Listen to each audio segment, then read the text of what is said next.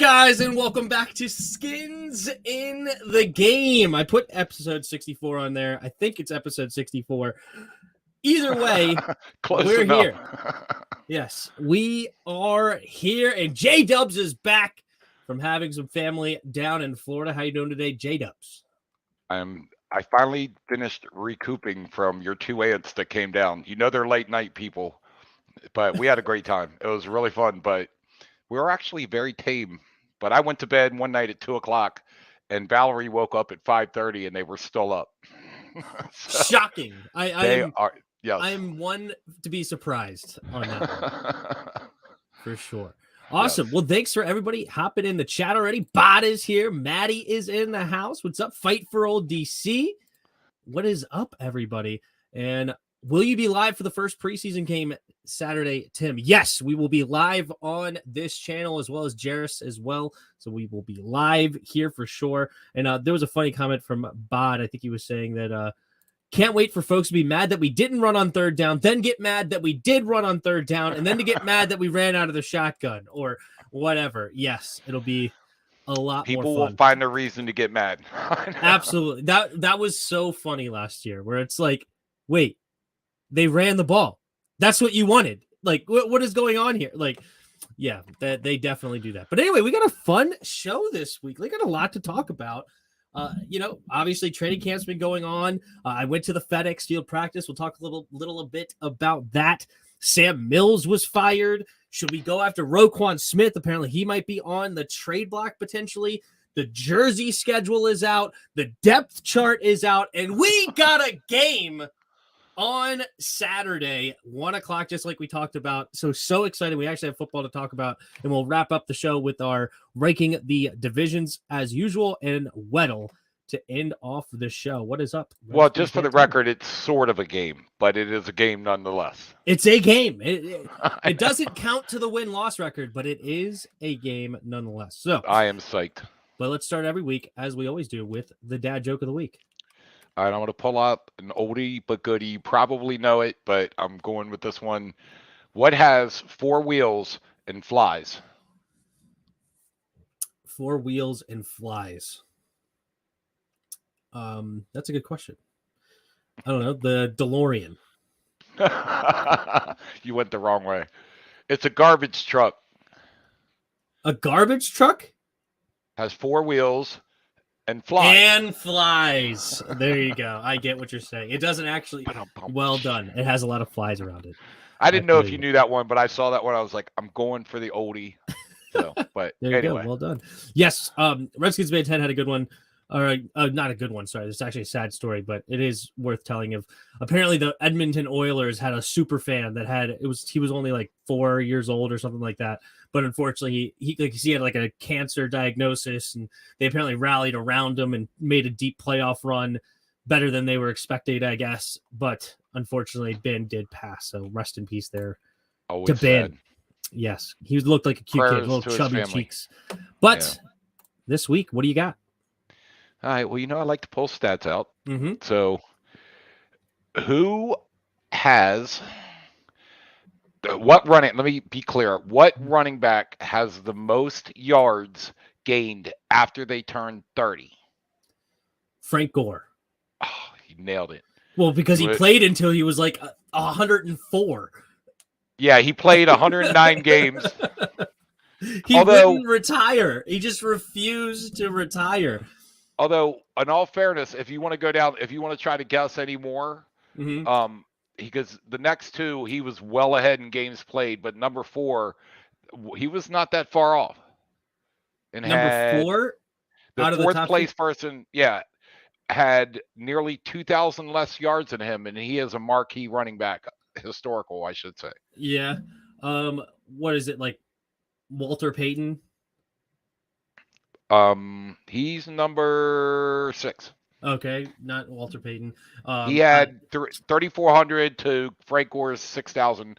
And just for the record, Walter Payton only played 44 games. Frank Gore had 109. So, wow. The number 2 you should get. I mean, there's so many different ways I could go.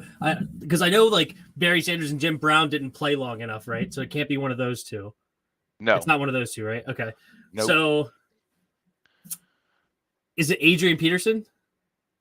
He is number 7. Good night.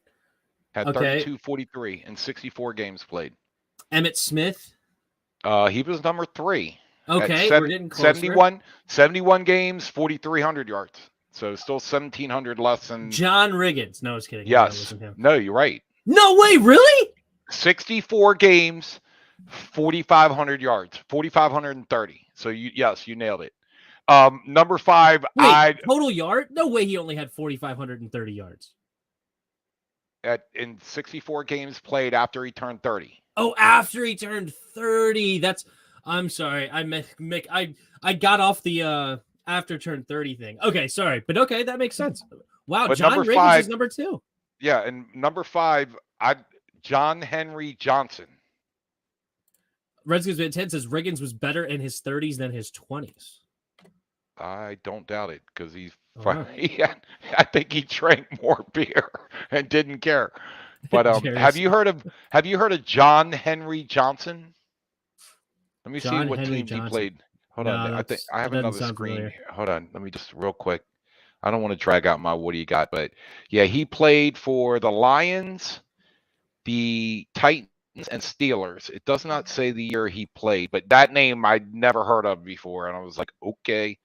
But he had 71 games played and 4,200 yards. But anyway, you nailed number 1. Actually, you nailed all 4 of the 4. What's funny is I said John Riggins is a complete joke, and then it ended up being correct. Only reason I said his name was just to say a Redskins player, but then because I completely forgot about the over 30 thing. That was my thing. Right. Actually, I don't think you got number 4, and this was the guy I was saying that he played in 101 games to Frank Gore's 109 and was about 1,800 yards less than Frank Gore, so with 8 games less. I don't think you guessed him. Maybe not. Wasn't over 30 though. Okay, over 30. Yes. Would it be a guy I know? Yeah, he's a big name, but he played a while. He played a while ago. Is it Jerome Bettis? Somebody said Jerome Bettis. No. Let me see if Jerome Bettis is even on this list. I don't see him in the top 25, so he is not on here. Okay. Number 4, I'm thinking this. I'll give you a hint. I'll give you his nickname. Uh-oh. Sweetness. Oh, Gale Sayers? No. Close, but not Gale Sayers. Oh, I thought Gale Sayers was shoot. And it's not Walter Payton? Yep. Oh, I said Walter Payton. He was my first guess. No, I thought you said oh wait, maybe you're right. That's why I was like, sorry, you know what? I got off track. That is not number 4. I'm sorry. That was number 6. Who did he play for? I think I want to say he played for the Raiders, but I could be wrong. Oh, Marcus Allen? Yes. Yeah. So, sorry, I jumped down to Walter Payton, but no, Marcus Allen had 101 games, but nearly 1,800 less than Frank Gore. Okay, because I thought it was Walter Payton, but I knew I'd already said that name, and then you were like Sweetness, and I'm like, oh, is it the other Bears? Yeah, I'm whatever. Sorry, I'm getting old. You messed up. No, I'm just kidding. It's all good. But what do you got? I don't have a really great what do you got, but I'm just going with I went to the FedEx Field practice, and that was a lot of fun. I went with Rita and Selena, so that was cool. It was just us 3. It was supposed to be a couple other people, but they ended up not backing out on it the day before. No, I'm really curious about what the format was, or not format, but the environment, what they did and what you saw. I would like to know. I thought it was a great turnout. I would say if I were to guess, I didn't look it up, but I would say somewhere around 15,000 fans. And you were all in the stands, right? Nobody was on the field. Okay. Well, very few people were on the field. I'm sure there were some fans on the field, but no, mostly it was all in the stands. And the 100 level had, especially 50-yard line and stuff, the whole our sideline was almost completely full. And then we were up in the club level because Gene gave us the seats, because of season ticket holders were allowed to go up to the club level, which was awesome. Got some great videos, and thanks for everybody for watching those. My largest video now just hit 20K, which was pretty cool. one of the highlights that I got from that game, but it was pretty cool. How many $7 7-Ups did you drink? I didn't drink any sodas, but Dad, you want to take a guess how much a beer is now? Well, they're serving the bigger ones though, right? Aren't they It's like 18 22 or 20 ounces bucks? or something? Isn't it like 18 or 20 bucks? 17, like 25 a beer. I paid 2 beers $34.50. Wow. I think during regular season, I think they're 18. I think that was a discount because it was only. Oh, because we were season ticket holders? They might be 18. Yeah. You know what? I think we did get like a 15% discount. Now I think about it, does that add up? No, I don't know. That doesn't add up. But I don't know. Doesn't matter. You might be right. They may have discounted it for season ticket holders up there on that club level. But $17 a beer now. So $18. Good night. Oh my, that's ridiculous. For Miller Lite. I should be able to get a 30-pack of Miller Lite for $18, let alone one beer. Like, that's ridiculous. Oh, there's some beers you can get. There's some beers I think you can get a 30-pack for $18. I used to get a 30-pack of Busch Light for $13 in Illinois in college. Yeah, Busch Light, $13, and maybe it was $13.99, so maybe it was $14. Either way, yeah, not one beer. It's ridiculous. Just think about you could have had 5 7-Ups for that. I didn't even drink the beer. I had to buy the beer and I didn't even drink the beer. I don't drink at Skins. I don't drink at FedEx Field anymore. But so you bought it for Selena and Rita. Yeah, exactly. Sucker. Exactly. I'd have made Rita pay. I mean, Selena's your wife, but Rita's only your sister. I would have made her pay for her own. Yeah, exactly. Yeah, that didn't work out too well. So they got me. But I did get some new cards. Oh, I should have had. Maybe I'll text Selena to come. Never mind. I think she's already in bed and whatnot. But I did get like 4 football cards that are like in like wood casing and covered in plastic. It was a Joe Theismann, a Darryl Green, it had to be John Riggins,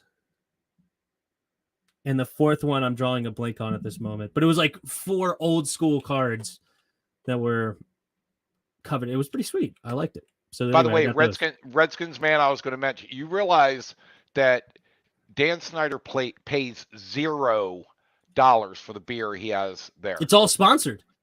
Yeah. It's like you're allowed to hang your signs up and you give me the beer for free, and he still charges that much. It's a ripoff. It's big time. Phenomenal. Anyway, but no, overall it was a good time. They gave out like free food and stuff at the top. A ton of fans showed up. It was legit only a practice. Somebody would like the workers there were like, "Oh, you here for the scrimmage?" And I'm like, "Oh, are they actually like doing like a legit scrimmage? That would have been kind of cool." But no, it was just they did all the individual drills. They did 7-on-7s. They did goal line. Like they did a whole practice just as normal. And at the end, they did a drive going down the field with the starters and then a drive with the backups. So, and then first drive ended with a touchdown to Terry McLaurin. So that was sweet. Well, I did read, and granted, I've been gone for 2 weeks, so this is a little dated, but I think it was last week I read that they set the offense up on the 1-yard line, and they took 7 plays, and they could not get in the end zone. So I thought, but I think that was last week. Like I said, I know I've been off a week, but I saw that it was like 7 plays from the 1-yard line, and they could not score a touchdown. I'd like to think it was because it was a great defense, but I'm not thinking that. Well, I can see that we have a really good defense on the goal line. Remember, like 2 years ago, we stuffed the Steelers on the 1-yard line when they could have taken a big lead, and we ended up getting that stop, which was absolutely massive on 4th and 1. So I could see it, but yeah, it's usually the secondary that's been getting toasted. But right now, it seems to be going well with the secondary. They have a new way of communicating, which is interesting, and they've actually had a pretty good training camp so far by all accounts. Kendall Fuller's gotten a ton of interceptions. Benjamin St. Juste has a couple. So it seems like they're having a pretty good camp, which is awesome. Well, but speaking of defense, go ahead. What? No, I was just going to say one other question, and we talked about this a little pre-show about Rigo's Rag was saying, and again, this was last week, but that Carson Wentz showed his propensity to refuse to throw the ball away, and Gibson had put the ball on the ground twice. So they said those are two concerns that we have to have coming out of training camp. But I assume you didn't see anything like that when you were at FedEx.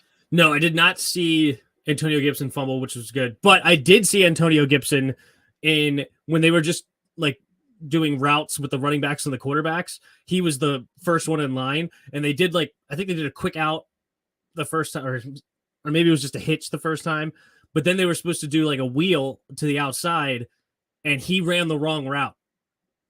Great. Yeah. I'm like, oh, geez. So we can't even get it right when we're just doing simple drills. But overall, I thought the team looked solid. There was a couple of concerns that I had, but it's only one practice too, so it's how much could you did. But there was two standouts to me that are pretty low names, were Markin Michel. Apparently, Sony Michel's brother. He plays wide receivers for us. He had a great day.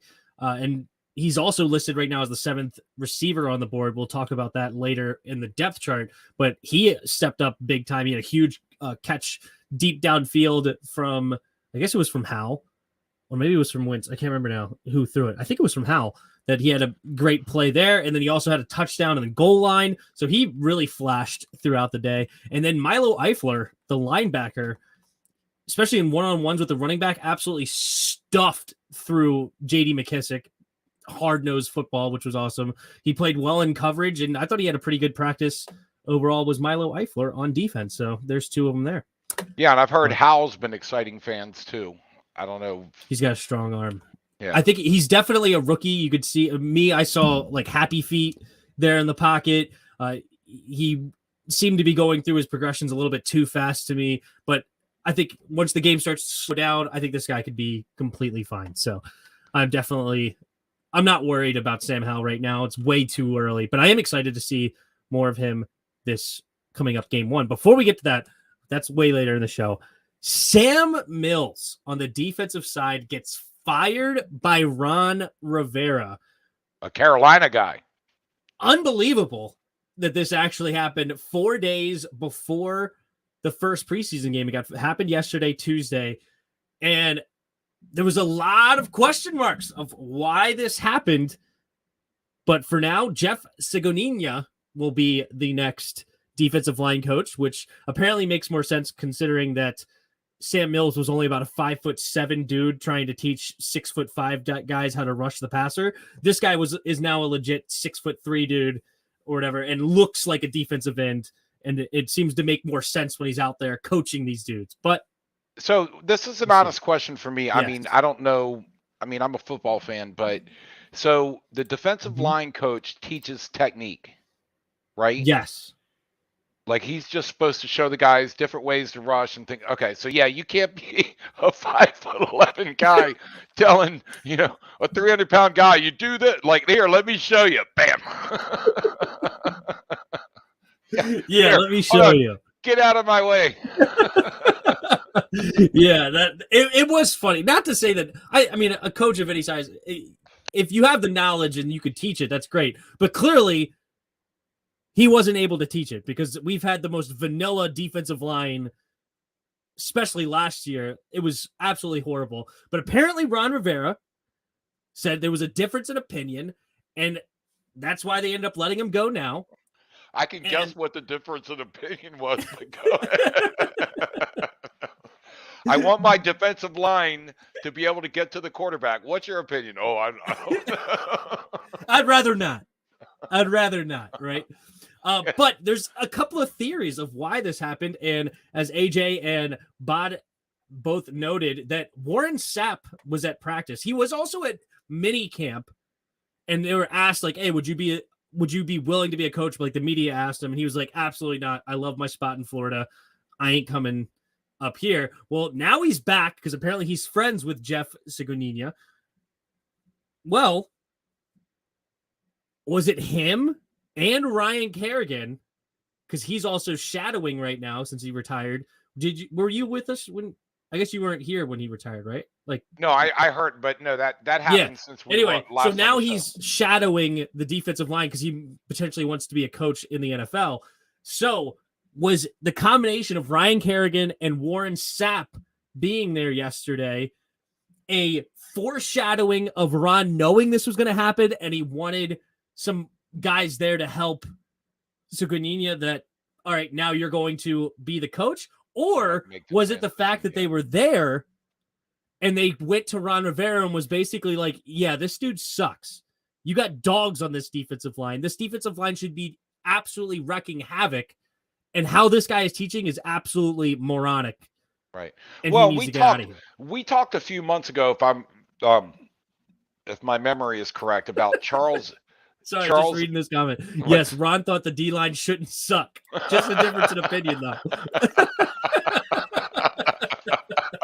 That's exactly right.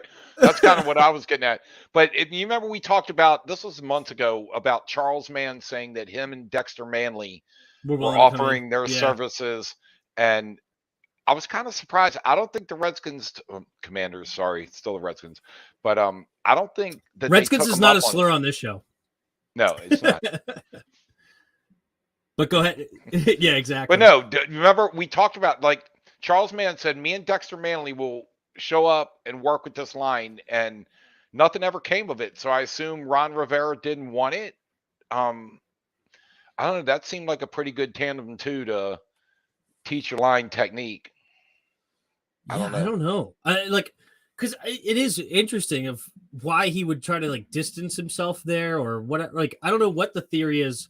Maybe at the time, you know what? Maybe at the time he just didn't view it as a problem yet. And you know what? Because here's my theory, because that theory was put out by some other people. My theory was because Ron Rivera, we know he is loyal to a fault, right? He does not like to let people go, especially that are his friends and that he knows well. He does not like to let them go.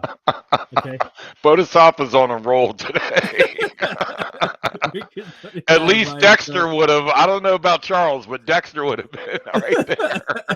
Yeah. This is funny. We should make beer $20 to hire Ryan and Sapp. Like, we'll pay $2 more and hire Ryan and Sapp. That would be good. Well, right now we're getting them for free, so why not use them? Okay. But here's my theory of what happened is that basically Ron told Sam, hey, it was not good enough last year. These are things that need to change. I'm going to give you one more season, but I have to see improvement in these areas. And they've been going to camp for what, about 2 weeks, roughly? I think it was like July 26th, so a little over 2 weeks. Yeah, something about that, yeah. Now that they've been going to camp. And I just think he wasn't seeing the change that they were talking about. And he went up to him, and I think that there was probably a bit of a disagreement. Like he said, there was a difference in opinion here. But, like, hey, I think he just wasn't doing what Ron said. Hey, we need to see improvement. We need to see changes. You're teaching him the exact same way you were last year. That's not acceptable. They're still not improving as far as technique or learning what we talked about. So, unfortunately, we're going to have to let you go. And we have other people in the building right now that understand what I'm trying to get at, and I think could do a better job. I think that was definitely, and I think you might be right, but I think that they definitely digressed. That first year with Chase Young, regressed is right. Did I say digress? Sorry, yeah. Regress. My bad. But that first year, that defensive line was scary, like back-to-back sacks and turnovers. And I think Louis T mentioned the last time. Yes, they had some good moments, right? To your point, right? What that you're saying, they had some good moments, especially late in 2020. You think about like Chase Young picking up the fumble and returning it for a touchdown, or like sacking Tom Brady in the playoffs. But they really haven't taken over a game since week 1 of that season, which is where they had 8 sacks against the Eagles. Remember the comeback against Carson Wentz? When they were up 17-0 and we made the comeback and we just beat down Carson Wentz over and over again. Since then, we've maybe had 3, maybe 4 sacks at most in a game. But honestly, we're not getting a whole ton of sacks and taking over the football game like they did in early 2020. But to your point, they regressed, but you can keep going. Sorry. No. That pretty much covers it. Yeah. That when we saw that, and I think it was Chase Young's rookie year and Deron Payne, And we saw that and thought, okay, we got a couple young guys here.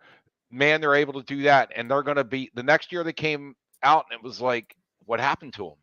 Yeah. So, yeah. Even when healthy, like people – well, Chase Young and Montez Sweat were out. Before that, even when they were healthy, they were – like Chase Young had one sack in 6 weeks of football or 7 weeks of football, whatever it is. We're talking about somebody that's number 2 overall pick, supposed to change the game, and we have 1 sack through 7 weeks. Like TJ Watt at that point probably already had 10. Like it's crazy. Well, and I kind of blame that on Sam that he didn't. Who was the guy that was saying Chase Young had one move, the sweep? Yeah. And there was like he's got to learn. Maybe it was Charles Mann that was talking about that. You might be right. I think you're right. That's Sam Mills that's supposed to say, Chase, you need to have 4 or 5 different things that you do. Yes. So they can't keep up with you. And so that's on, I say that's on the D line coach. I couldn't agree more. I haven't liked Sam Mills in quite some time. Most people haven't. I'm not somebody special. Like, oh, I was the one. No, pretty much everybody throughout the community was saying that Sam Mills, like, what are you doing? You have 4 first-round picks, and they are looking like I'm out there. Like me and J-Dubs out there trying to rush the passer probably wouldn't give much different of a result, it seems like, from our 2 phenomenal players. Like, yes, it's horrible. I agree. Well, I can tell you this. Until Chase got his first sack, I could have got just as many. And I think his first sack came in week 5 or something. I could have got 0 sacks in 5 Hey, weeks. I do that getting paid millions of dollars. Hey, sign me up. They can knock me on my butt all day long. If you pay me $1 million, I'm in. All right. Well, Sam Mills is gone. Last question before we move on, though. Should Jack Del Rio be next? And I kind of wanted to answer. I asked this question to answer it myself, but because when I posted my video of just Sam Mills getting fired, a lot of people in the comments were saying, hey, it should have been Jack. Why does Jack still have his job and not Sam Mills? And they're kind of theorizing about different stuff. Here's why I think that Jack Del Rio still has a job and Sam Mills doesn't, is because Jack Del Rio is showing willingness to change. And the number one thing that I can see just right off the gate is that Jack Del Rio has gone to a 4-2-5 defense with only 2 linebackers and 3 corners, as it seems to be our base. Because when we look later at our depth chart, that we now seem to be a base 4-2-5 defense instead of a 4-3-4 defense. So I think that he has shown Ron Rivera he's willing to adapt in some ways, and he is changing things. And of course, when he had his controversy, he deleted his whole Twitter. He apologized to the team straight up, and he listened to Ron. He paid his fine. He didn't complain about his fine.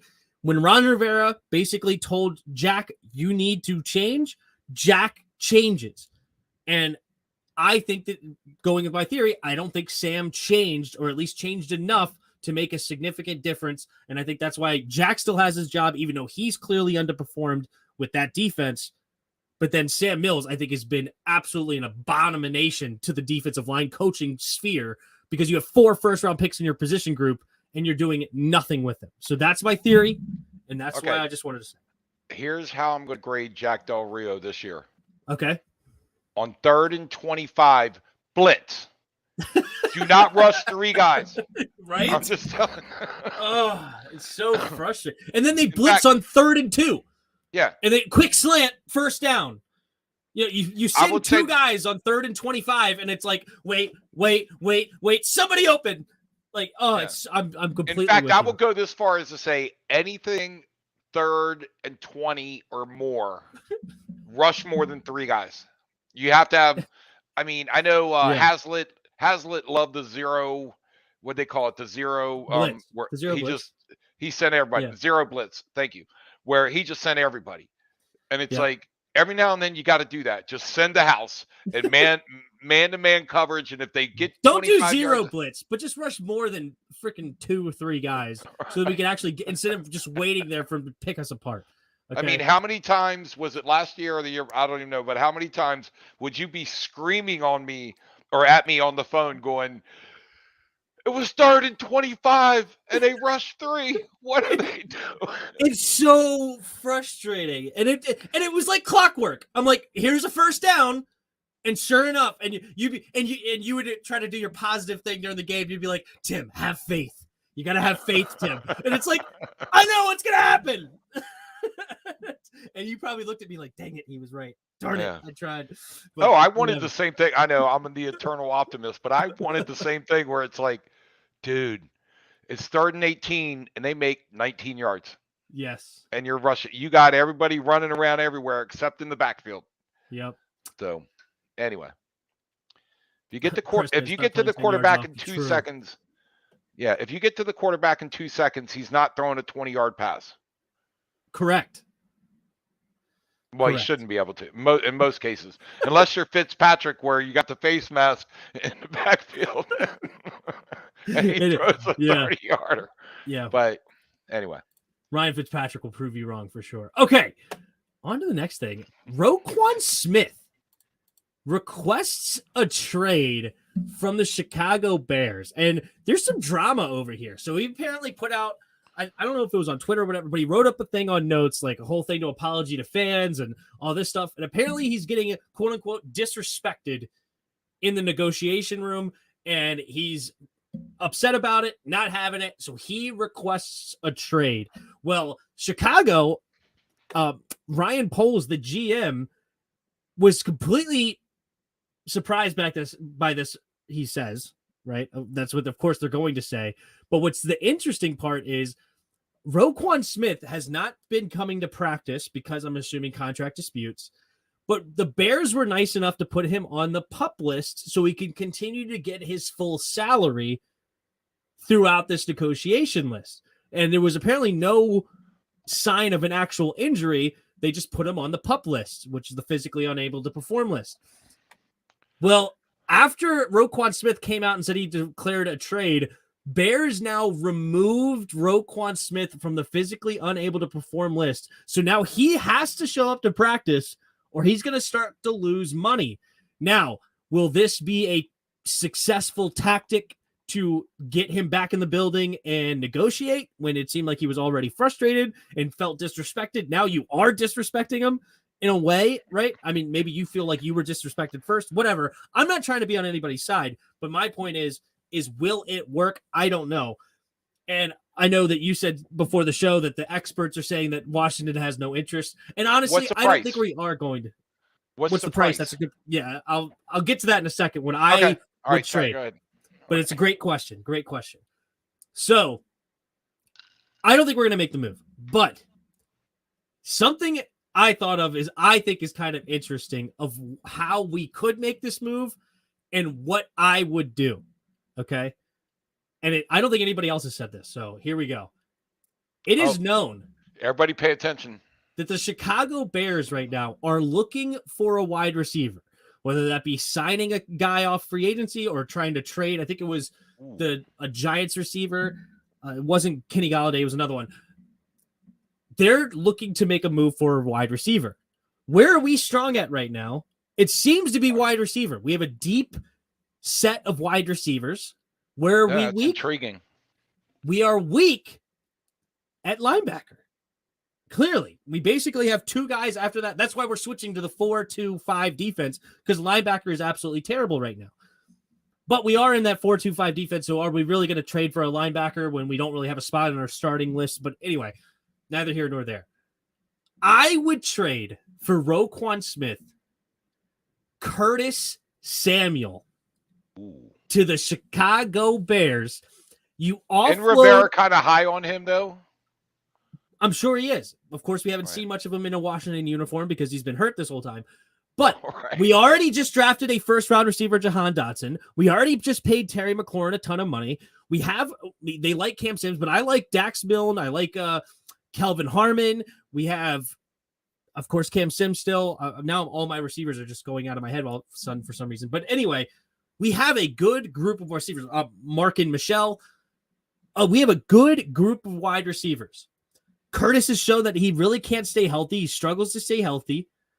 But should we trade Curtis Samuel We could get his contract off the books, which is like $13 million or whatever for the next 2 years on average, or $14 million because he was only like a $6 million cap hit last year. I think he was getting $12 million or 11 something million on his contract. So now he would be over the next 2 seasons like 13 million average.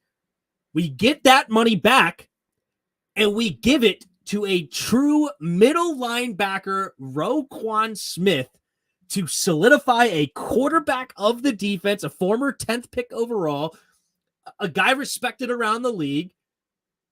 And I think could help this defense out tremendously without losing much, because technically we didn't even have Curtis last year, right? Yep. And then we just drafted this intriguing. first round. I'm looking at his stats for 2021. He played in all 17 games, started all 17 games, had combined tackles at 163, solo 95, assists 68, sacks 3, PD. I don't know what PD is. There's he had one interception. Pass deflections. Okay, thank you. And then he had one interception for 53 yards and 1 TD. So he had 1 interception return for a touchdown. He had 68 or 95 solo tackles. So, I mean, seems pretty strong. Right. And so to answer Pig's question here, because I'm sure I kind of answered it already, but why would the Bears ever make that trade? Stop huffing glue. I just said they're looking for a wide receiver, okay? And Curtis Samuel, when healthy, is a tremendous wide receiver.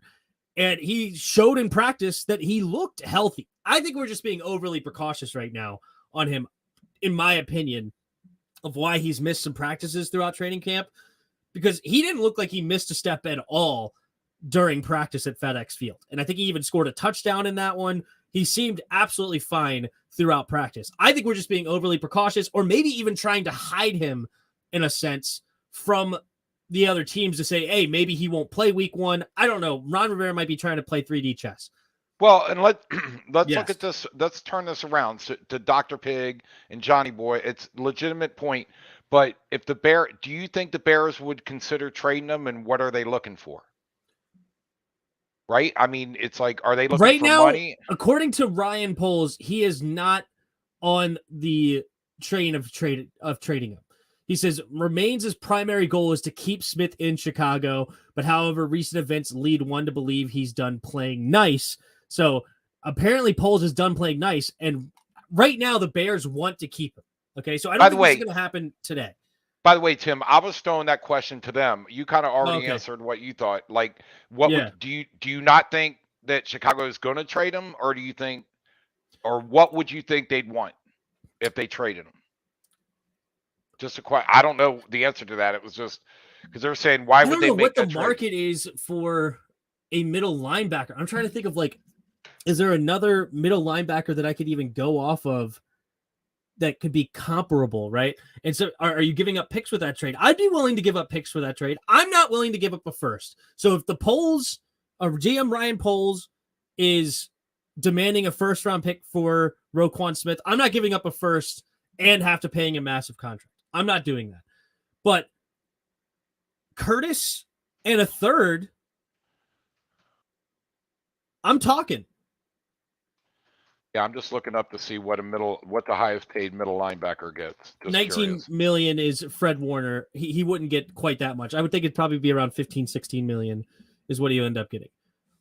But Fred Warner is the highest paid right now at 19 million a year, and he's an absolute stud for the Niners.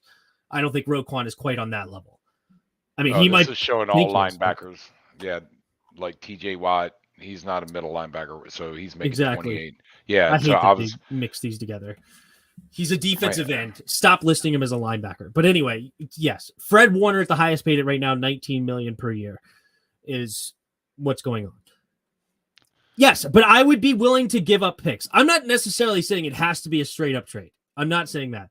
I'm just saying to avoid giving away a first round pick, I would try to throw in Curtis, who I think is, and I think we could all agree here, is a extremely quality receiver when healthy. It just can't stay on the field. Right. Well, before that, though, he had no problem staying on the field, hence why we gave him the contract. Like, so Is he really an injury-prone wide receiver? I mean, I think that's kind of harsh when you're talking about Curtis Samuel. You know, like, yes, he had problems last year with a groin that just seemed to never be able to get healthy, but we'll see.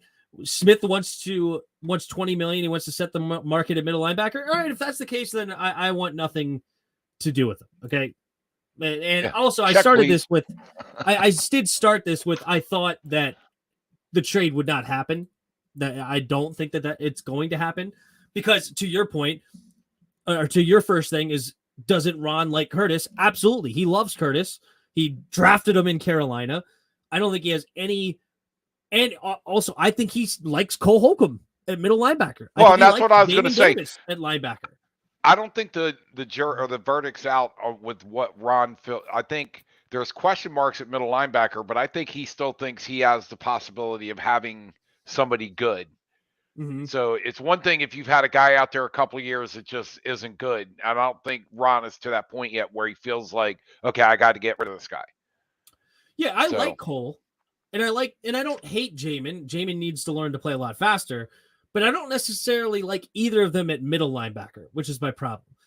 A Roquan Smith guy gives you a true middle linebacker in the middle of the defense that I would love to have, that I don't think that Cole and Jamin, because neither of them really have brought it. Jamin did not play middle linebacker in college. Cole played a little bit of middle linebacker last year, but the defense wasn't great.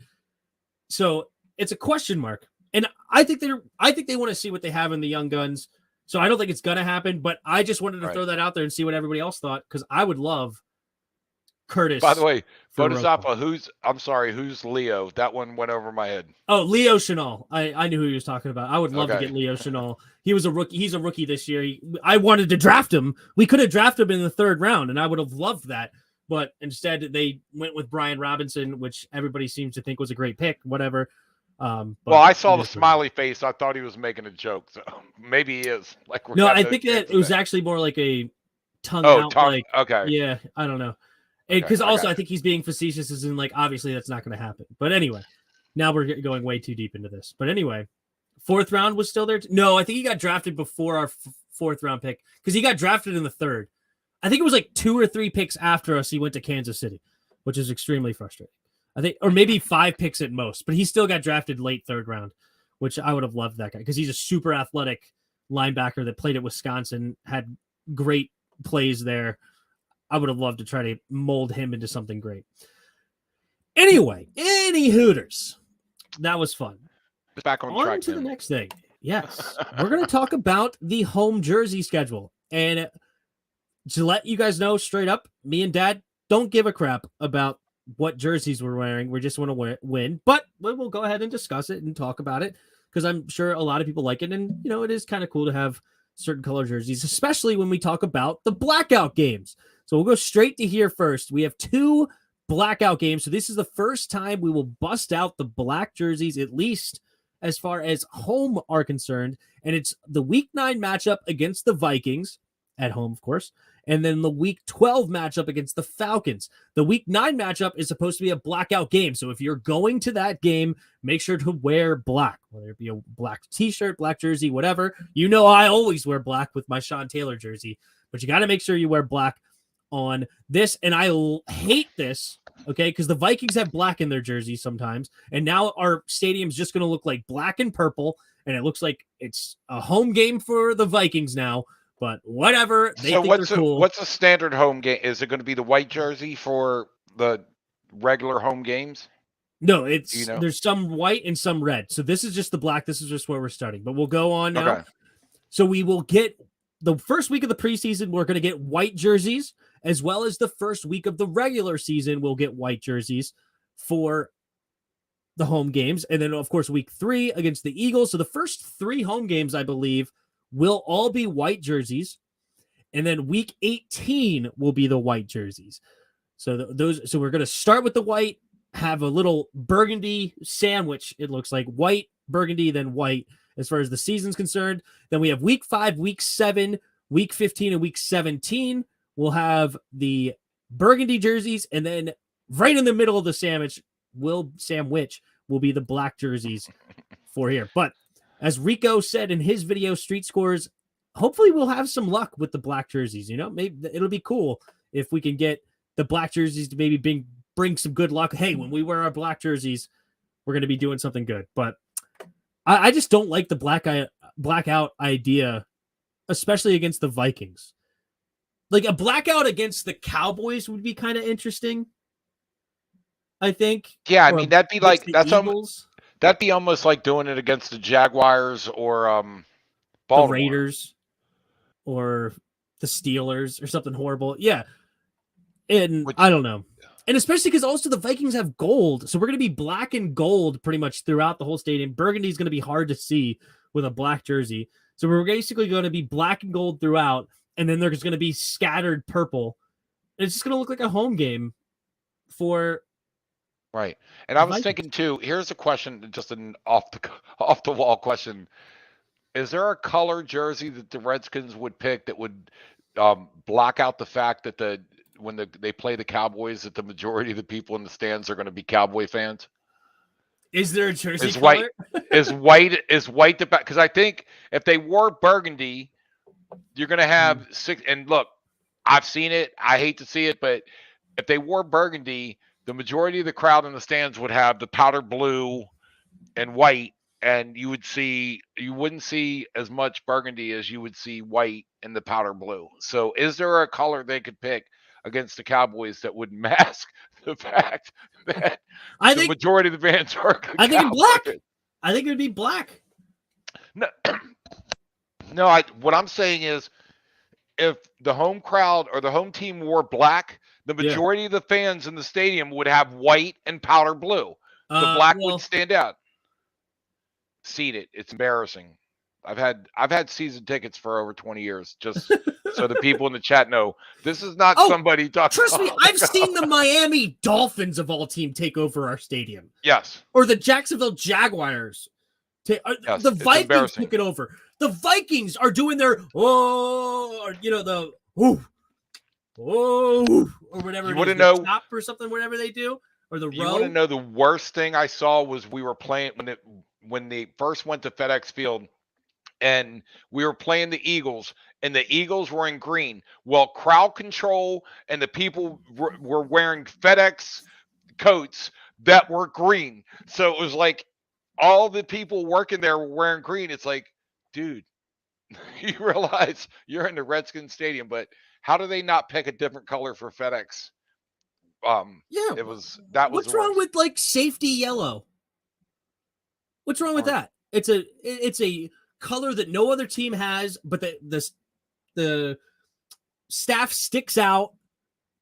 You know, like you could see them in the crowd. Like, I need staff. Where are they at? Oh, there's the safety yellow. What's wrong with that? Why are we doing a dark green, especially against the Eagles? I know, it was embarrassing. So stupid. And just let me say, the Eagles did not go or something. But sorry, go ahead. Right. Now, I was just going to say, make no mistake, it did not go unnoticed by the Eagle fans that were there. They were like, look, even your crowd your staff is supporting us. Yeah, exactly. It was bad. Oh, how disgusting. And look, I will go back to what we said before the show. I don't care what color they wear if they win. They can wear black. They can wear white. They can wear freaking pink. If they win, I won't care. Yeah, do the skull chant. Yeah, it's supposed to symbolize them rowing, right? Like the Vikings on a ship. Oh, right. Rowing or something like that. And I think they do this. It kind of looks like the tomahawk, or maybe it's a full straight arm or something. I don't remember what they do, but they were doing that, whatever it was. They were doing it in our stadium, and they were loud. Okay? Like, disgusting. Is it supposed to be more like an axe chop or something? Like, as opposed to the tomahawk chop was like this, and maybe they do the straight arm thing. I don't know. Just get more fans there. But look, and we all know Dan Snyder sucks, but he needs to figure out a way to stop selling tickets to Ticketmaster that get resold to whoever's fans. And I know be a clap, whatever it was. Sorry. Yeah. But, okay. Keep going. No, that's good. I think we covered this. We did. I think we did. So the jerseys are out. Make sure to plan accordingly. And Dad, yes, if you take away anything, Dad wants breast cancer awareness year unis. Okay, that's what Dad wants. If there's any takeaway here, that is the takeaway. Wait, why All right. do I have to switch teams? Hold on. What? Gridiron. What did I say? I have to switch teams. Oh, Yuki's fine. I know. I You don't ignore care. Yuki. When Yuki talks, you ignore. And I'm just kidding. Thanks, Yuki. When I worked there, most fans seen was the Steelers. Oh yeah, I was at that game too, and it was horrible. That when the Steelers took out, you were at that game too, I'm sure. But yeah, the Monday night game where the Steelers just took over. We're not going to talk about it anymore. Other than that, all right, let's hop into. We have an unofficial depth chart to look into now, so we now know where everybody sits as far as a depth chart is concerned, which is pretty sweet. We're going to go through this now, and there wasn't a lot of crazy things, especially as far as the starters are concerned. Pretty much the only starter, or there's two things that I will take away as far as starters are concerned. One is something I've already touched on a couple of times, is we are running a 4-2-5 defense now. So we have three corners as far as our starters are concerned, and I guess our base set is now a 4-2-5 defense with three corners. Benjamin St. Juste, our third round pick from a year ago, will be our next, or like the 11th guy on the field. I guess maybe not even a majority, maybe a majority of the time because it is a passing league. I'm not sure, but this seems to be our base. So that was one thing that I've already alluded to.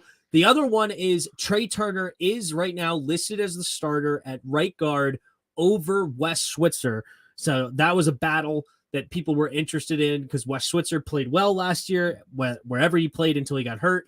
And he seems to have some versatility, and he's had experience in this offense a couple of years, all that good stuff. But no, Trey Turner, who was a 5-time Pro Bowler under John Matsko and Ron Rivera before, earns the starting job, apparently, according to this first overall depth chart. So that was pretty much the two things that I noticed as far as starters that weren't surprising by any means, just I thought noteworthy. Okay. Next thing that I want to take away from is right now Alex Erickson is listed as the starting kick returner and punt returner for this team, which fits right now my narrative that I think, or not my, I wouldn't say my narrative, but my prediction that Alex Erickson makes this football team. If he's going to be the starting kick returner and punt returner, you got to make the football team to be able to kick return and punt return. So he has the front end, like, the fast lane. Yeah, I would say at least has an edge on making exactly. He's got the fast lane into making the team since he's got special team ability. Jarrett Patterson's right now the third, which is something that's also interesting. So now we're going to get into where our depth chart gets interesting is where the backups are. Where do they fit as far as the starters and the backups and all that good stuff? Starting with the wide receivers, here's the top 6 guys according to the depth chart. Terry McLaurin, Curtis Samuel, Jahan Dotson, not surprising. De'Ami Brown, not surprising either. Third round pick. Cam Sims and Dax Milne are currently our top 6 wide receivers. And then you would got to imagine Alex Erickson will be the 7th, and there's no way we're keeping 8. So somebody's going to have to steal this punt return, kick return deal from him. Otherwise, he's going to be the 7th. And then I would love Mark and Michelle, who's listed as the third Z receiver, or X receiver. I guess Terry's our X. So third X receiver is Mark and Michelle. And Kelvin Harmon is on that list too. Kirk McGowan or Kirk McGowan, I think that's an L actually. Weird name, but he's not going to make this team. And Matt Cole, we just signed recently, so he just got thrown at the end. He's apparently a fast player. Didn't run a super fast 40, but apparently everybody says that 40 does not actually detail what he should be running. But those are our 7 starting wide receivers, which is interesting to me because I would love to see Mark and Michelle make this team. Another interesting thing on the offense was Sammis Reyes is still our 4th tight end on the board. Cole Turner, a 5th round pick, of course, took the 3rd spot. Logan Thomas, John Bates, Cole Turner, Sammis Reyes, Curtis Hodges, and Amarni Rogers are getting a lot of talk, but currently they sit at the 5th and 6th spot. We just picked up Eli Wolf and Alex Arma, but Sammis Reyes has an inside track to making the team, which I would love. The guy is a physical freak, 6'5", and just looks like chiseled out of stone.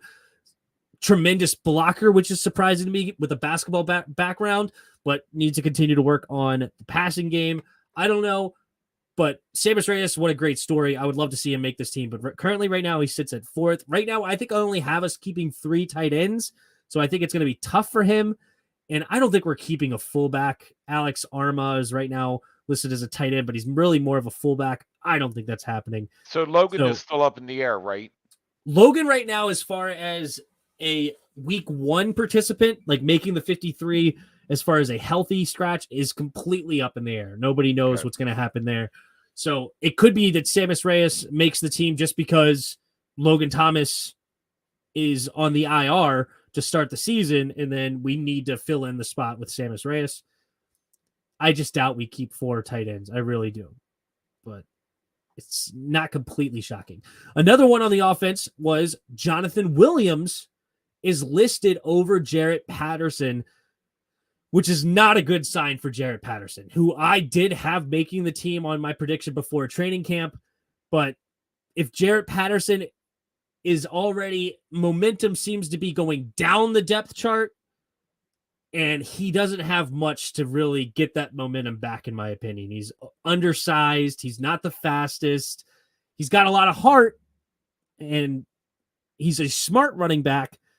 But if the other guys are just more talented, which they are, it looks like Jarrett Patterson most likely would not make the team. So do you have any questions about or any takeaways from the offensive side of the football? No, I'm on the same page. All right. Sweet. It's completely up in the air what the offensive line is going to look like. I don't know, but I talked about at least the starter.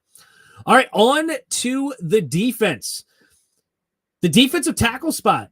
David Bada is currently listed 2nd behind Jonathan Allen. I think they're only going to keep 4 defensive tackles. So Bada has the inside track to making the team as far as that over Daniel Wise or FAO Bada. So we have a Bada and a Obada. Don't get it confused. These 2 are definitely not making the team. But it's basically a competition between these 3 and David Bada, rather, not FAO Bada. David Bada seems to have the inside track. William Bradley King and Shaka Toney, I think we're only going to end up keeping one of these 2. But I think Shaka Toney will have the inside track personally. But right now they're both listed 3rd at the respective defensive end spots. Shaka Toney just has more speed. They're both a little bit undersized, but Shaka Toney seems to be, and also may have some versatility and some special teams ability that I think he ends up making this team over William Bradley King. I had to pull my glasses out because I could not see this list. I finally was like, okay. Maybe I can zoom it in a little bit. Does that help? Oh, yeah. Now I can actually see. It's all right. Thanks for telling me. Because, yeah, if I'm not reading the chat, but JP is going to the practice squad, probably. Jarrett Patterson. Hope Reyes makes the team as an athlete alone. That might be able to plug and play. Yeah, but he's not the only crazy athlete we have as tight end, because Armani Rogers has been absolutely blazing at the tight end spot. And I think Hodges is like 6'8" or something crazy. So, I like the tall guys. Yes. AGG got retired too. Did you know about that? I don't know. But yeah, AGG is gone. He retired from football. Oh, yes. I read that. Yes. Absolutely out of here.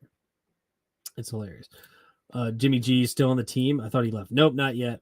What are the chances that he comes back? Who are we talking about? What are the chances he comes back? Who's he? I'm not sure. I missed that. Tony is going to be on the 53 while King is going to the practice squad. I agree, AJ. We are on the same page.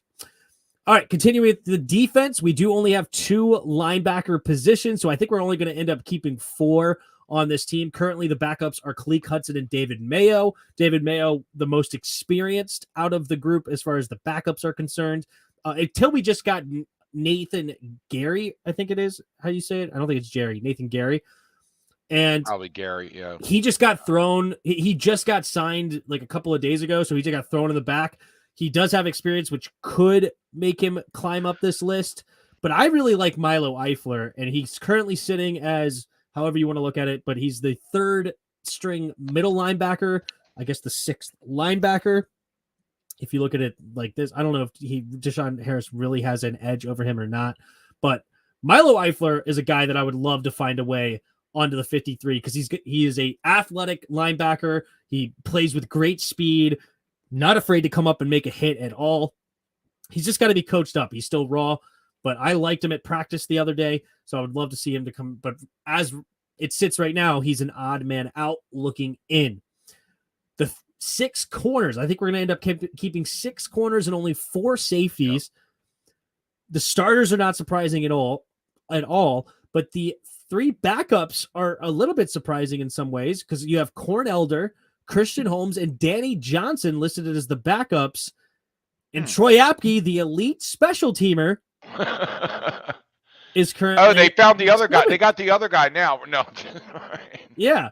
Well, Derek Forrest might be taking over that spot because he's currently the backup strong safety. But at one point, I think it was John Keim mentioned that at practice, Derek Forrest was on the field with ones as they were playing a 3 safety look. And Derek Forrest was the 3rd safety that come on the field. They have obviously loved Percy Butler as our 4th round pick this year. I'm just surprised that not surprised because I did like him. I gave the pick an A and I thought he was a great scheme fit for us. Christian Holmes currently sits as the backup to William Jackson, our 7th round pick out of Oklahoma State, who wasn't even graded by PFF, has now found his way as the top 6 corners on this team. So here's and you got to love to see it. Yes. What is this an exercise that teams do, or is it a requirement by the league to put out a depth chart? Yeah, I think it is a requirement before the games to put out a depth chart. So you gotta let the teams know that you're playing against who. I think it's because of gambling. Yeah, I get it, and I know that Belichick was brilliant at the questionable. Yeah. Or, well, they're so questionable. People were getting really frustrated with that, and I think all of this of like you have to announce like your injuries and announce your depth charts, announce all this stuff. I think it has everything to do with gambling. Yep. And when you don't have a depth chart and you're like kind of being coy, like somebody could maybe have inside information and. You know, because people will bet on anything and everything. And maybe they're like, oh, I know Danny Johnson's going to make this team. Let's gamble. Danny Johnson will make it. I don't even know if they have odds on that or not, but I wouldn't be shocked. But I'm sure there's also Vegas has odds on everything. Yeah, if you exactly. ever looked at the board. Yeah. You can bet pretty much everything you want. But no, I just compare it to hockey, where hockey will not tell you what an injury is. The closest thing they'll say is upper body or lower body, because the team you're playing against, if they hear your right shoulder's hurt, they're pounding that right shoulder the whole game. So they will not say what the injury is. But I know it's a different sport, but I just thought it's funny that in the NFL you have to be very specific, and certain coaches have learned how to play around that or kind of skate the system or game the system, I think. So AJ says Gary is going to make this team. I was curious because I didn't hear how much money he was making yet. He's only making $1 million with $895,000 against the salary cap. I wouldn't say that's a guarantee to make this football team. But unless you're just predicting it because you just don't like the rest of the linebackers, but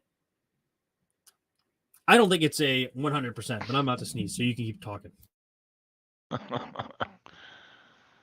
Oh, Landon Collins. Yeah, he was the hybrid. The new position. The hybrid role.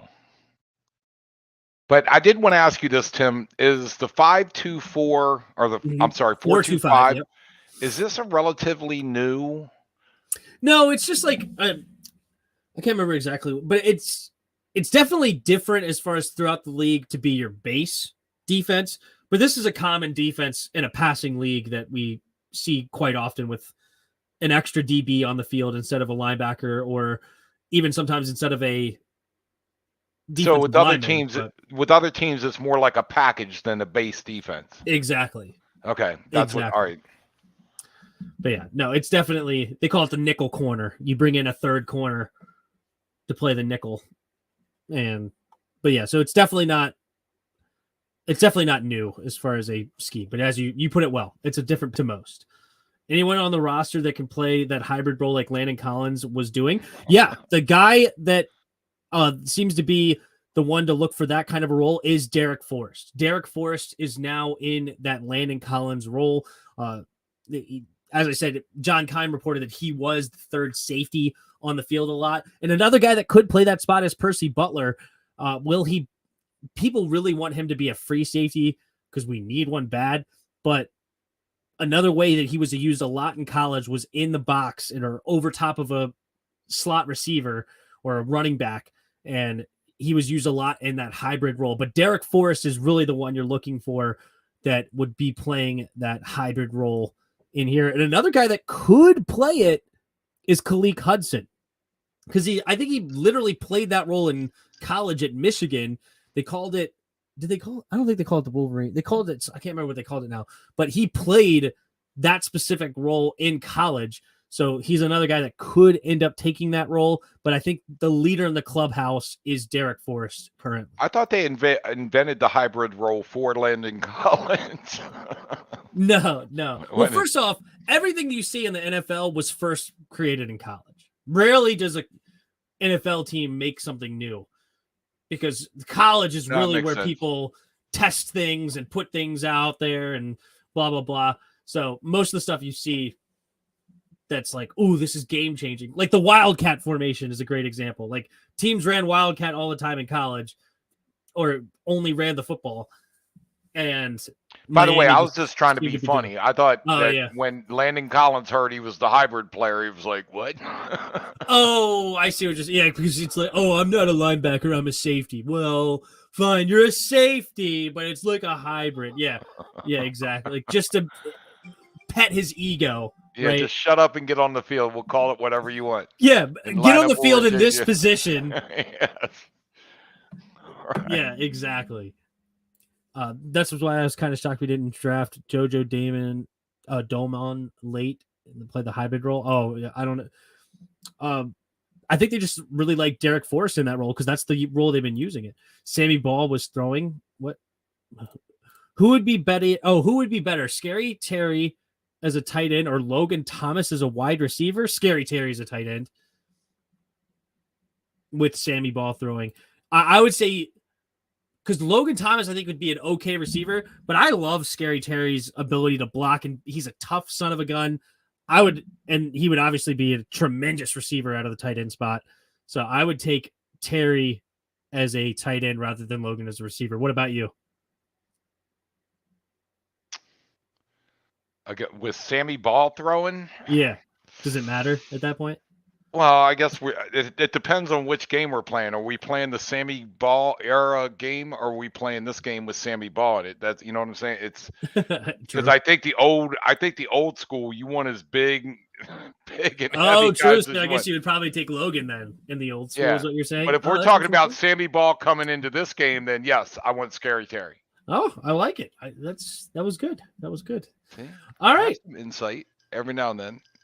So we talked a little bit about the depth chart. Now we're going to go ahead and hop into this Carolina preseason game. A little preview, not crazy amount. We're already over an hour, but we are going to talk about this game a little bit.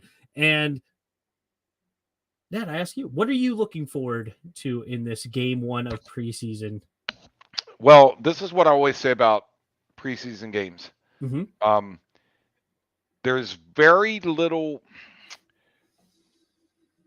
and I want to be careful or specific on how they say this.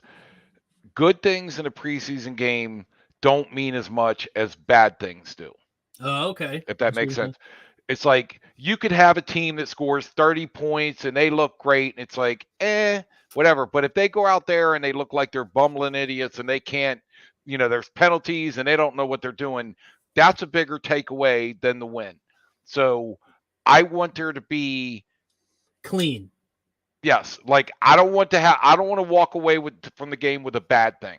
Like, okay, man, they really, really sucked on whatever. I want to go away with a game of, well, we don't really know how they're going to play in the season. But so that's my takeaway is just don't give me something bad that I have to walk away going, oh, this is not good. Yes, especially out of the starters, right? Yeah, I see. Yes.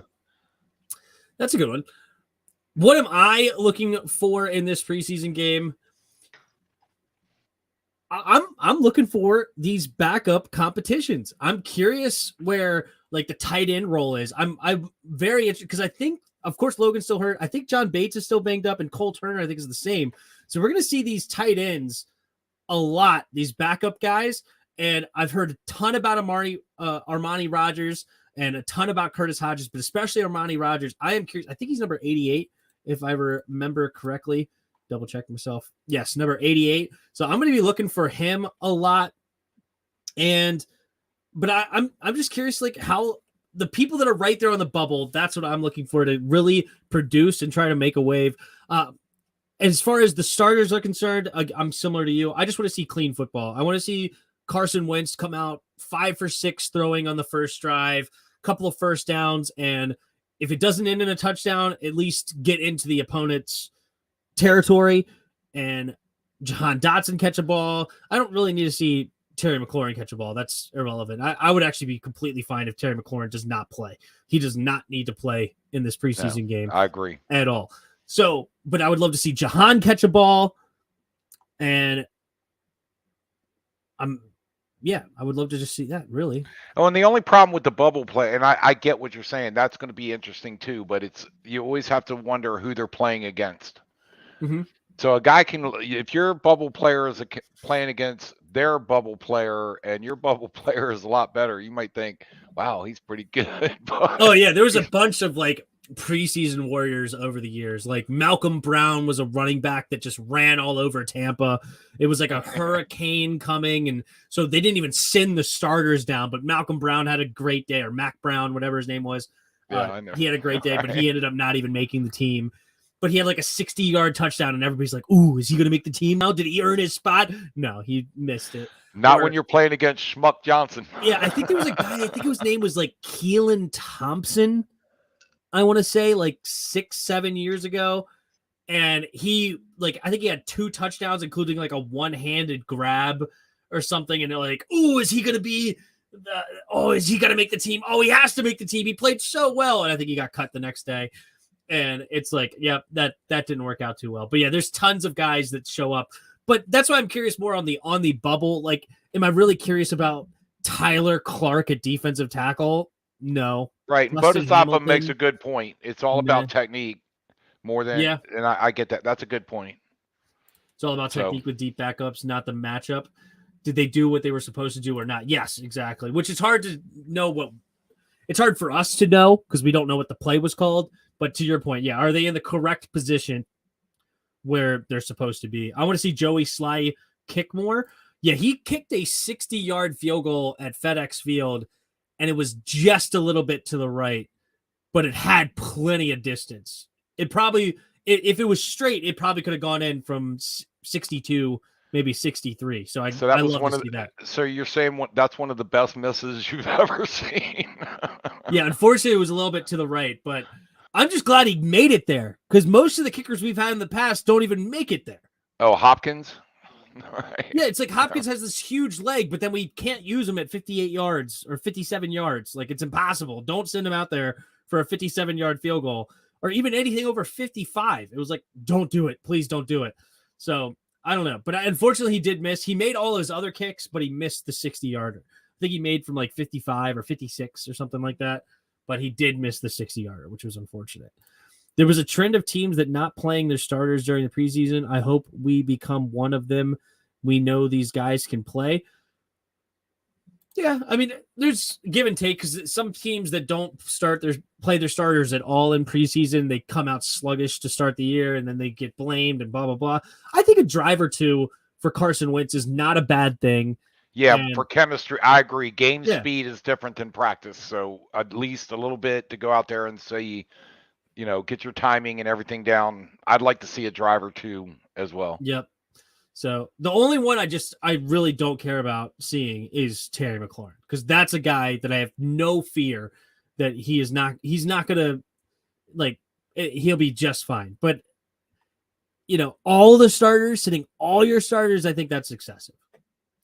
Well, and that used to be the play was in the first preseason game, they'd play 3 quarters. The second one, they play 2 quarters. Then the third one, they play 1. and then the fourth one, all the starters set out, and that's changed a long time ago. But yeah, I agree. You don't need to. There's certain players out there that, I mean, it's like if you have a rock solid running back, which I'm not saying we do, but if you have a rock solid running back, he doesn't have to play. Adrian Peterson in his heyday, no business playing. That's just an extra toll on his body. We do not need that. Or like another guy, like other guys throughout the league. Like I don't need to see Aaron Donald play preseason. I don't need to see TJ Watt play preseason. Like these guys are going to be just fine. Miles Garrett. Even somebody like Trent Williams. Trent Williams, absolutely no business being on a preseason game field. Absolutely. Yeah.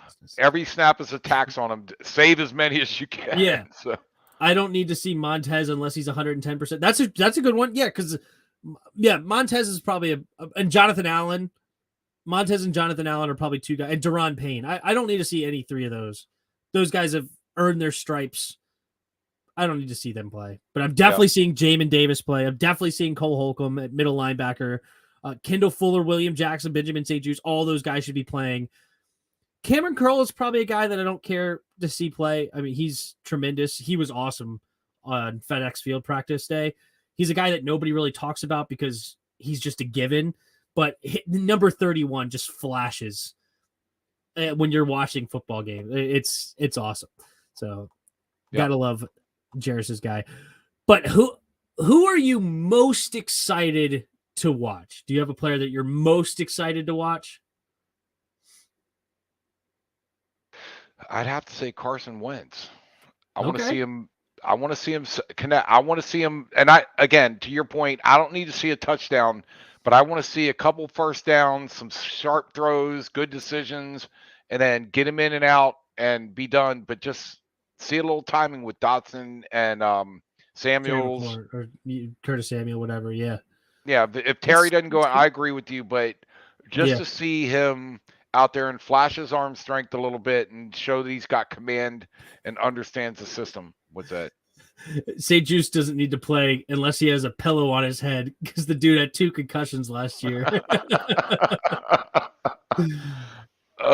That's funny. Brutal, but it's funny. My player that I'm most excited to see play is Sam Howell. And we should see a ton of him. I made a video earlier this week, but Sam Howell is a guy that we're probably going to see play like 2.5 quarters. I was going to say at least all of the second half. Yeah, because we did have a 4th quarterback on the roster, but we cut him on Sunday. He was a 6'7" Cole Kelly, but we just cut him and let him go. So now it's like, all right, well, Cole Kelly is nowhere now. He can't get snaps. So Sam Howell's going to get a ton. I think we may see Carson Wentz for a drive or two, maybe see Taylor for a drive or two, honest, maybe like 2 or 3 drives. I don't think we're going to see a ton of Taylor. We know what he is. We saw him last year. He knows the offense, knows how to be a backup in this league. I'm most excited to see about Sam Howell and what he can do. I think he has the most to gain out of playing. Yeah, agreed. Because it's new for him. Game speed is important, but Wentz and Heineke both know game speed. So yeah, to your point, I think 2.5 quarters at least. And he's got a big arm. Maybe he drives. Maybe he brings them the win. Maybe he throws for 3 touchdowns, lights it up, scrambles for 60 yards, and they're like, "Hey, maybe we let Wentz and Heineke go." I'm kidding. Maybe we let them all go. We just need one quarterback on the roster. That's it. Who needs these guys? We got out. But no, I agree with you. I'd like. All right, who will win? And what's your score prediction? Well, I'm not predicting the Redskins lose. I just don't. I don't have that within me. I say it's going to be a little bit of a sloppy game. I say 20-13 Skins. I think it's going to be even sloppier, and I say 19-15 Carolina. Oh, see, you always like to play the devil's advocate there. You love. Well, the problem is that Sam Howell. Well, I want to see him play. Carolina has the better backups right now because they have 3, or they have 2 guys that probably are going to play a decent amount with Sam Darnold and Baker Mayfield, considering they're in a quarterback battle. So we'll probably see a lot of those guys. And they've already started in the league, so now they're going to be playing backups. So I think that's going to be tough. And Sam Howell, I think, has room to grow. By the way, you recall how I got knocked out of suicide. I think was it last year? Yeah. I was playing. It was the Jets with a rookie quarterback that had never playing against. I want to say Tennessee. Was it Tennessee or Mike somebody? Wasn't it? Yeah, I think it was Tennessee. I think they beat, or it was the Bengals. Didn't the Jets? Or maybe it was the Bengals. It was like he threw for 500 yards. Again, I think you're right. I think it was the Bengals. 500 freaking yards. The first time he'd ever stepped on the field or started a game. I'm like, oh, got a rookie quarterback. I'm locked in. It got me and about 12 other people out of the team got knocked out. It's like, what? So maybe, maybe Hal will be that guy. I don't know. Well, Bod seems to think Taylor's going to play a half. I don't know if Taylor's going to play that much. I really don't think. I think we're going to see a lot of Sam Howell. Who was a better QB, Wentz in his prime or RG3 in his prime? Wentz in his prime. It's not even close. He was an MVP candidate in 2017. Wentz was. Like, look, RG3 had a solid season. But I would say this. RG3 didn't have a prime. He had a rookie season. True. Who was better in the rookie season? RG3. But then after that, so he never had a prime, really, in my book. Yeah, I'm right. I mean, if you consider prime as far as like your year, probably 3 through 7 or 3 through 8 or something like. If that's your prime, yeah, he didn't have a prime. Unless you're also as a quarterback, it's probably more like year 4 to 11 is your prime because you can play a lot longer. But I think for you to have a prime, you have to be a starter, right? I mean, and I understand what the prime means, but follow me a little bit. That it's like if you're a quarterback that played. What did he play? 2 seasons with us? No, I can't remember. RG3? Yeah. It was at least 3, if not 4. Yeah, but not all of 3, I didn't think. He only played 2 or only played 1 season. And then after that, he was hurt and missed games and maybe only played like 5 games a year or something like that. Like he didn't. So that's kind of what I was. Season. Yeah. Yeah, that's why I was kind of saying he didn't really have a prime. Because by then, he didn't go to another team when he left the Redskins and start. Mm-hmm. He was the Raven. Who all had him? Yeah, I know the Ravens had him for a little bit. And did he play for somebody else? I can't remember. Prime was 15 years. Tom Brady's still in his prime. Yeah, he threw for 4,800 yards and like 40 touchdowns last year. Yeah, like he ain't over the hill yet, apparently. Like, he's still killing it. But I don't know. It's interesting. All right. Well, and Bodhisattva, you're absolutely right. 100% when he was more fun to watch that rookie year. He was just electric. And they said it. What was his name? The guy, Al Michaels, was electrifying when I still remember that game against Minnesota when Shanahan and everybody is telling them to run out of bounds, and when he hit that sideline and got by the guy, then they're all suddenly going, "Yeah, go, but they're all like, get out of it! You just needed the first down." And he was like, "I'm gone. They're not going to catch me." And they were like, "No." So the change in expression was hilarious. But anyway, we can move on. That's funny. He started with the Browns week 1 versus Eagles, then got hurt. Yes, it was actually funny. The first game ever of Carson Wentz was against RG3. Did you know that? That's right. Yeah. I forgot all about that. Good pull. Yep. All right. Yeah, because Carson Wentz started 3-0 that season, and then they fell apart. Like, I think they only ended up winning like 6 games, maybe like total. But he started 3-0 in his career.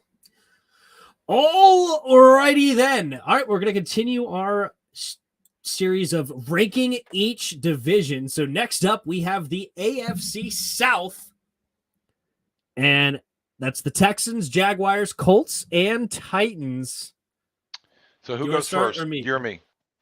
Did I go first last time? I can't remember. All right, I'll go first this time. Remember that next week, and you can go first next time. Okay? And how we did it last time, I believe, is we started with the 4th team. Okay. All right. So the 4th team in my book is the Houston Texans. I think the Houston Texans are going to be the worst team in the division. Do you want me to go through all of them, or do you want to No, we can go 1-1. I have the Okay. Jaguars in 4th. Oh, you have the Jaguars in 4th. All right. That's a good one. All right. Who do you got in 3rd? The Texans. All right. I got the Colts in 3rd. Matt Ryan last season only threw for 3,900 yards, had 20 touchdowns and 12 interceptions. He basically came back down to earth, not having Julio Jones or Calvin Ridley. Now he's going to Michael Pittman Jr., who is nowhere near those two of a talented receivers. I think that he struggles this year.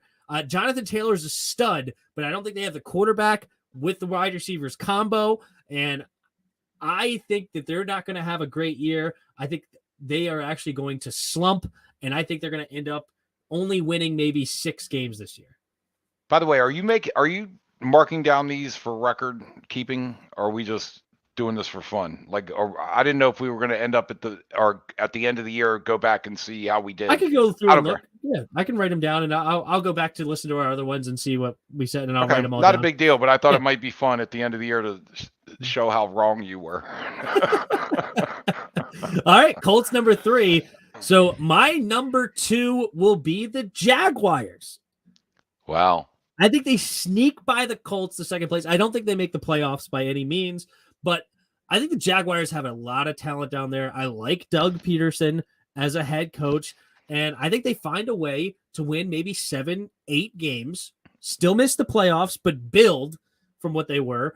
But I think they have a tremendous team, actually, a lot of talent. They just had a horrible coach last year in Urban Meyer and a rookie quarterback in Trevor Lawrence. I think Trevor Lawrence takes a step up. They helped their offensive line with Brandon Sheriff. They're getting ETN back. They got Trayvon Walker, the first-round pick. I think they're a very interesting team. And they've got 2 linebackers to help their defense with Devin Lloyd and Chad Muma, 2 really good rookie linebackers. I like their team, and I think they're going to end up being second place in the division, with the first place being the Titans. Okay, well, I have the Titans in 2nd, and I have the Colts winning it. You have the Colts winning it. I do. Wow. So we completely disagree on the Colts. That's interesting. We have. In fact, we don't have. There's not one team we have in the same position. That is interesting. You're right, because you had the Jags at the bottom. I had the Texans. 3rd place, I had the Colts. You had the you had the Texans. Yep. Yeah. So it's completely different. That's interesting. Should be. So yes, I think you should go back and make a recording of these picks so we can, at the end of the year, see like this, like it isn't a crapshoot. I'm not trying to sell that I'm the expert that knows this. It's just I go with my gut. All right. Well, let's end this show with our game of Weddle. Give me a player. Any player. Yep. No, any offensive player. Only offense. All right.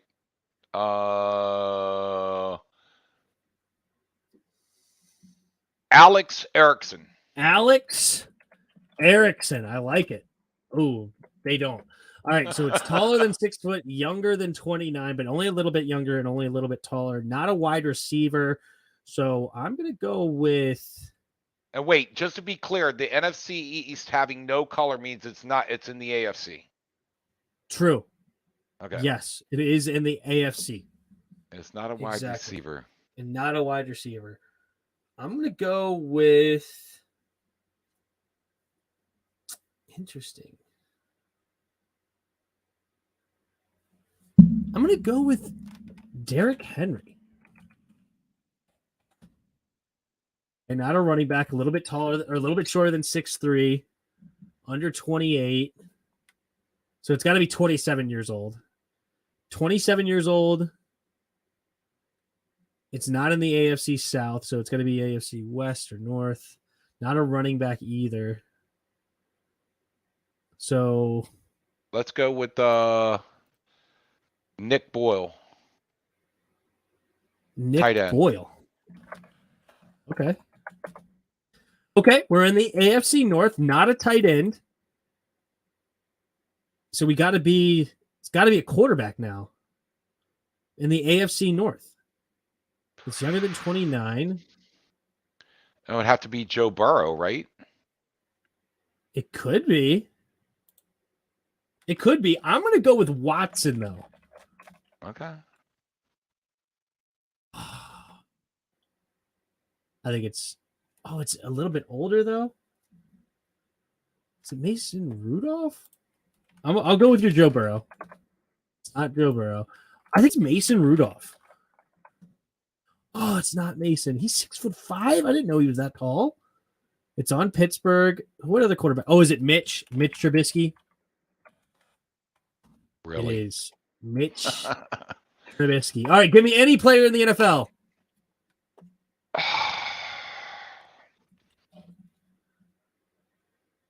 Hold on.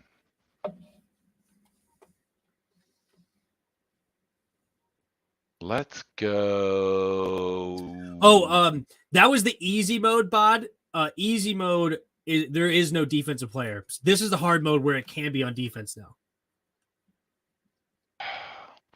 Zach Johnson. Zach Johnson. I'm pulling it way out of the. Zach Johnson. Guard. Interesting. So we are not on offense. So you see, now it means that we're on defense there, Bod. All right. So we're way shorter than 6'6".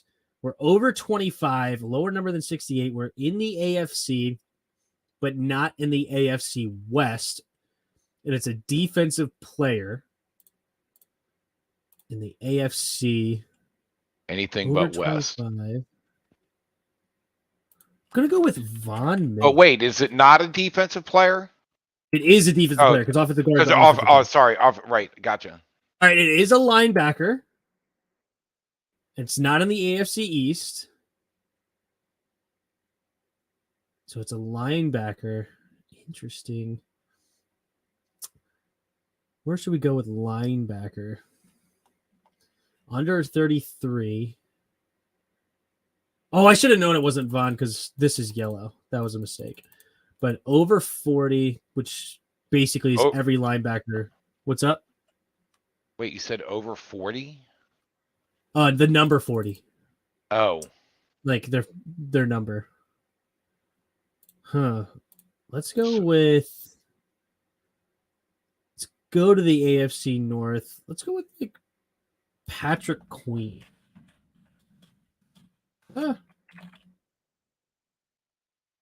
Nope. Patrick Queen. It's not AFC North, not AFC East. So we have the AFC West. The South, right? It could be the West or the South. No, it can't be the West because it's over here. So you're right. So it is we're the in South. AFC South. I thought this was an NFC team for some reason. Okay, you're right. So we are in the AFC South. We could go with Leonard. What's his name? Darius Leonard.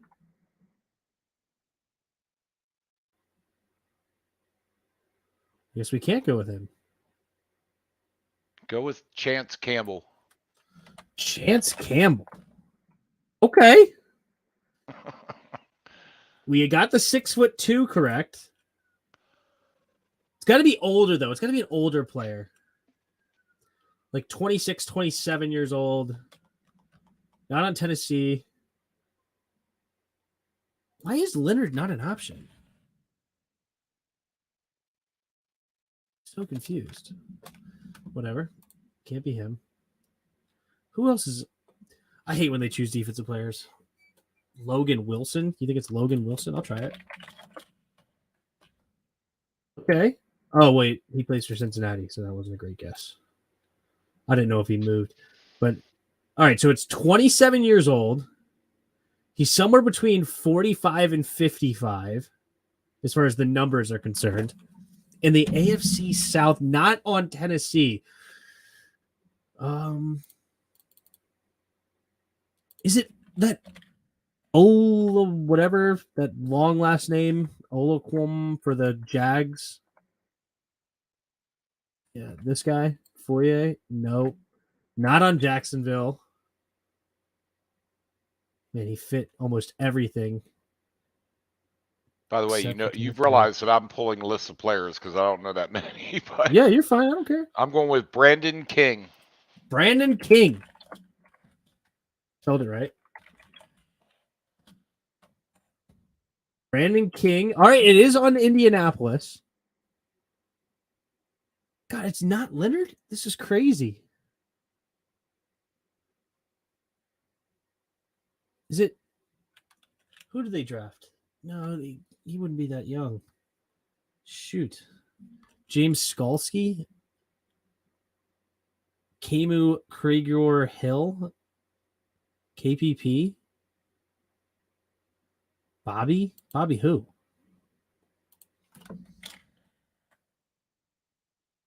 Ulrike? No. It's not Bobby.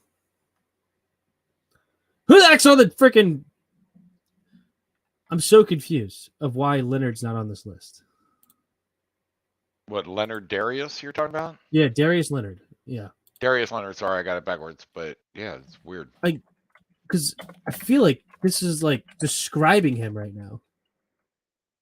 Let's see what other. How do you spell linebacker- Darius? What about JoJo? Jojo. Jojo Doman? Nope. Oh, he's not old enough, is he? Yeah. Oh, we only have one more guess. All right, hold on. We only have one more guess, boys. What about Zaire Franklin? Is he 6'2"? What What number wait, is he? No, hold on. Where's lost him? Hold on, let me find him again. Oh, he's 6'0". He's got to be over 6'2". My quarter, not yours. Maybe it's under Shaquille Leonard? Well, try typing in Leonard then. Is it him? Is that his real name? His name's not Darius? My whole life's a lie.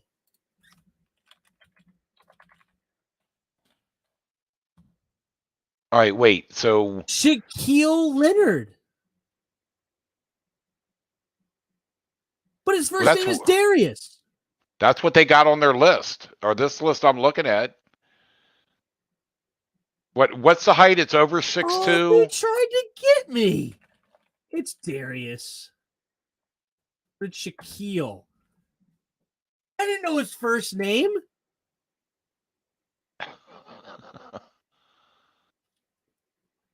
That is hilarious. They tried. I knew this way back here. Before I even put Foyesade Olokun, I was saying Darius Leonard, but they have him listed as his real first name, or apparently his real first name. I don't know. But wow, they tried to get Anthony Johnson me. said it's his middle name he is going by. Wow. Who knew? Who knew? Well, good job, MP. MP, the real MVP. That you see that space? There should be a V there for MVP, because I didn't know that he had another name. I had no idea. That's hilarious. So we all learned something now. But We did. I plan to have the DMV Sports Zone peeps on the channel tomorrow night at 9 p.m. So, and of course, we also have Uncut on the channel tomorrow at 7 p.m. with Jairus and ProTech. So make sure you turn in for those and sub to their channel, sub to DMV Sports Zone. They're coming on at 9. So we get a lot of content tomorrow as well. And then probably take Friday off, and we will be ready. Wait, what the Belichick say? preseason game. What Belichick say? No days off. No No days off. off. Remember that after the Super Bowl? That was so stupid. That was so stupid. He tried to look excited and he didn't. He was kind of like, anyway. No days off. That's funny. Well, there you go. Why don't Hey, try we to filled get us up on the another hard show, and We did. We did. It was a good one. Thanks for everybody that were hanging out. We're going to have a fun season this year. Make sure you come by for the play-by-plays. Share them on your social medias if you don't mind. We're going to have a lot of fun throughout this season. Stay tuned. You got yeah, a lot of great comments, a lot of great sense of humor. I always love the chat area. There's a lot of funny people there. I appreciate the humor. I only knew 2 linebackers for the Colts, and none of them were starters. That's funny. Thank you, Bod. Bod, you're great. Everybody in the chat was awesome. We got AJ here, Just No, Bod, Juris stopped on by, DC Gamer, Rashid Fry stopped on through. What's up, bro? Redskins Man 10. Some intern put this together, got 3 preseason games. Patterson has game experience already and has had a good training camp. Oh, he's on the conspiracy train that Ron didn't even put this out. Interesting. Johnny Boy was here. What's up, Johnny Boy? Thanks for stopping on through. Fight for Old DC. Everybody, I'm sure there was others throughout. Studio James, not Studio James, Stodio James. It's Stowe, not Stu. Look it up. Interesting. I don't know what you're talking about, but that's awesome. What's up, Yuki? What's up, Hassan? Anyway, thank you guys all for being in the chat. It was a lot of fun. Did you see your Redskins helmet? I didn't see it complete. Did you get it completed? He's painting his own Redskins helmet. Oh, did you sweet. get it completed? I didn't see the completed version. If you did, share it. Share it again right now in the Discord. I'll put it up there. If you share it in the Discord quickly, because we are wrapping up here. But if you put it in there, I'll share it, because that's pretty cool. Yeah, it's done. All right, put it in the Discord quick. I'll read some comments. If I am not asleep, I will be here. Thanks, Bod. I am off to watch BC and annoy Dallas fans. Love it. Do your worst. Thanks, DC Gamer. Weedle streak never ends. Or Weddle streak never ends, baby. That's right. Instead of Wordle, they put Weddle. I thought it was Mason Rudolph too, but no, it's Mitch. Mason Rudolph is 6'5". Who knew that? All right, here we go. Here's the Discord. Not me. He painted this himself. Well, he put a sticker on for the Redskins, but he painted all the burgundy, painted the face mask gold. Oh, he put so it's like a Sean Taylor I like helmet. it. There you go. Nice. And then here's one. I guess this is a real one, and this is the one he made. That's pretty dang close. Oh, it looks great. Yeah, it's almost like pick the real one. You know, like which one's the fake one or like the one he made rather, because of the replica. It's a replica. Replica, not a fake. You're right, replica. That's the only thing you need to do now is take the helmets out in the backyard and bang them against each other to make them look like they've been in a game. There you go. That's a good point. That's awesome. Good for you. Yes, nicely done. And that's great. Awesome. Well, thanks, man. Thank you, everybody. And we're gonna get out of here. Stay tuned for everything. We'll be seeing you tomorrow. And until next time, see you.